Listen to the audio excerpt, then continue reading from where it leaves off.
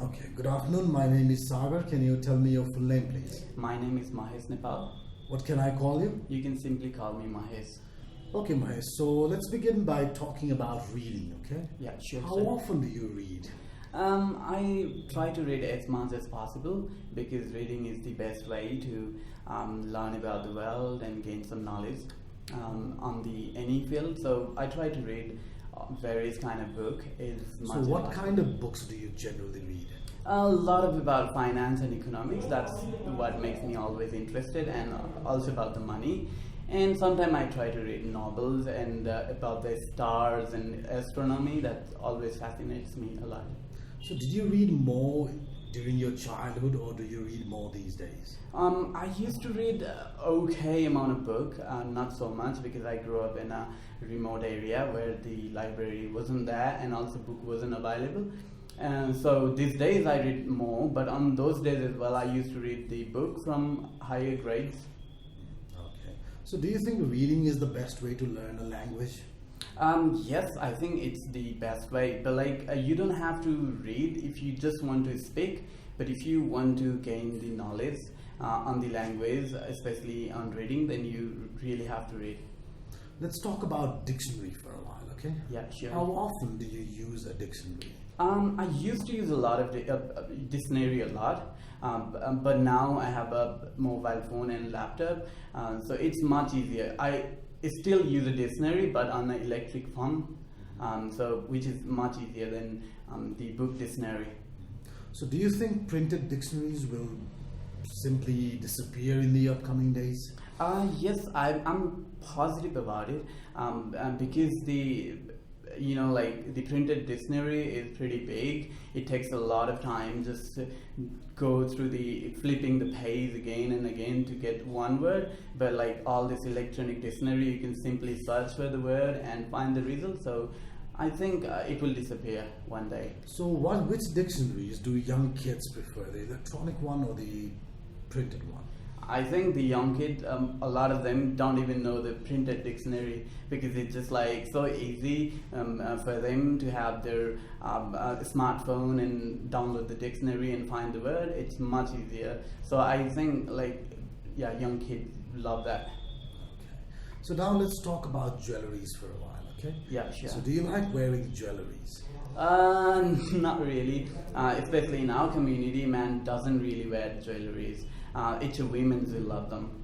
Okay, so people spend a lot of money on buying jewelries. So what do you think about this? I think it's kind of a positive a lot of time, which is because the jewelry in Nepal especially, they sort of buy jewelry on the form of investment because the gold price goes higher and higher every time, so it can save them money. At the same time they can wear the jewelries, I think it's not bad. In some countries, jewelries are used as a means to show off. How true is this in your country? Yeah, it's very true. I think it is the Nepal and India are those countries where the jewelries are for the show off, which is the symbol of their status. So they wear more jewelry so that they can simply show the community that they are rich. Okay. So are there any religious significance of jewelries in your community? I don't think there is a religious significance. It's just cultural. It could be religious. I'm not a person who knows much about the religions, but I simply think it's not a religious thing. It's just a social status, and all those women usually think that if they wear more jewelry, they look pretty. So this kind of concept is behind what people prefer jewelries. So would you say youngsters wear more jewelries than the adults in your country? No, simply now youngster they're more modern, and in the modern or the Western world, the golden jewelries are not common. But for the old people, it's like I said, it's a symbol of their status, so they'll prefer jewelries. Okay, now let's move on to the second part of the test. Here you have to speak for 2 minutes on a given topic. You Yeah, get sure. 1 minute to take some notes before you do that, so you can use this paper and this pen. Yeah, sure. So your question today is to talk about the kind of house you would like to live in. It could be a big one or a small one or an apartment. All right. Okay, sure. so here's your question. You have 1 minute to take some notes, which begins now.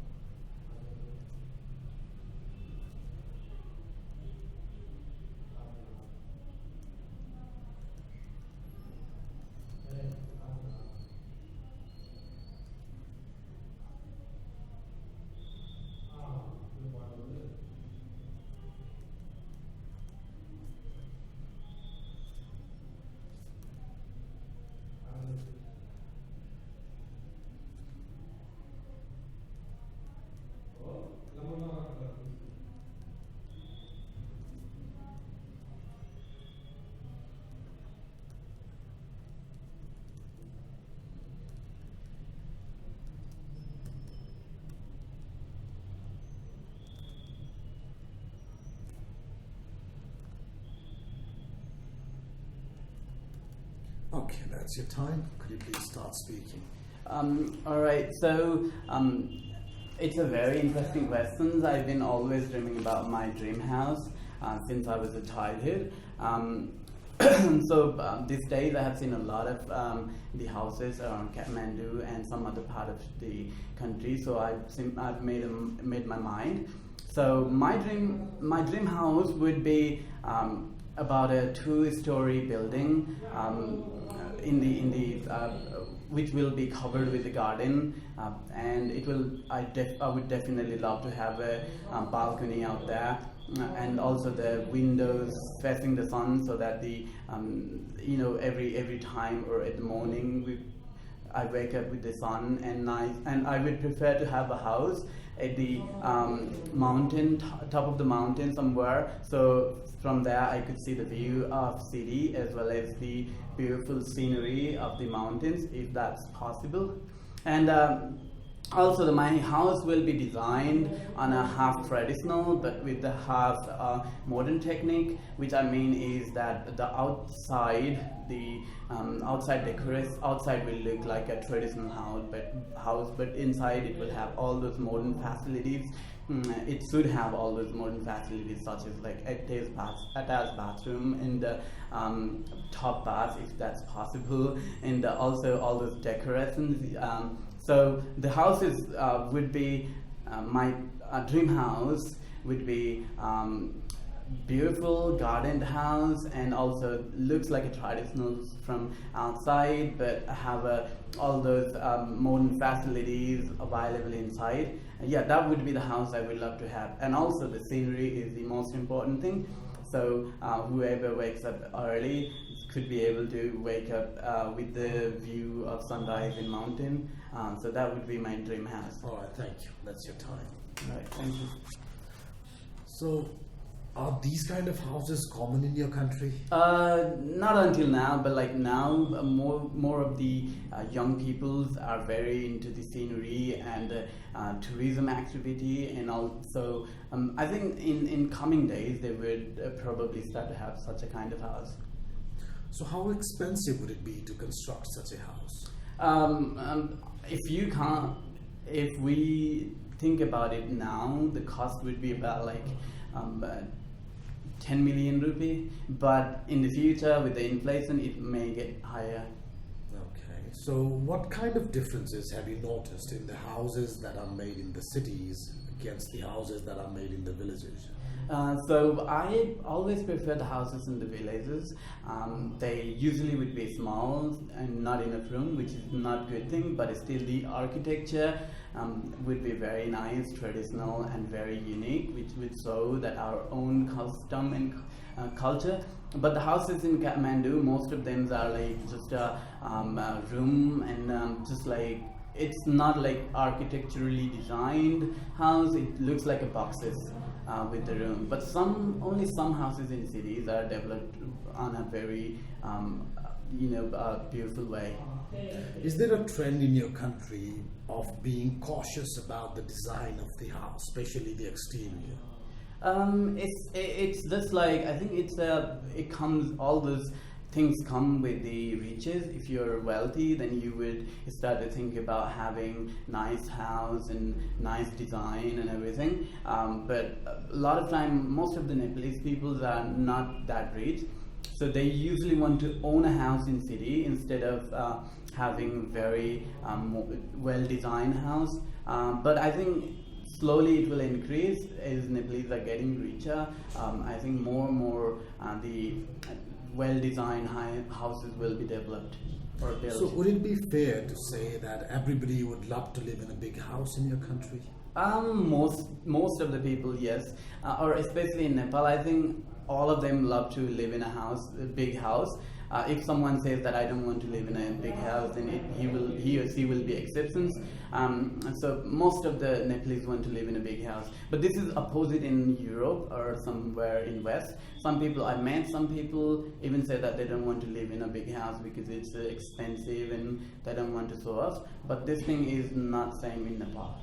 So what kind of merits do you think people could have by living in a small house instead of a bigger one?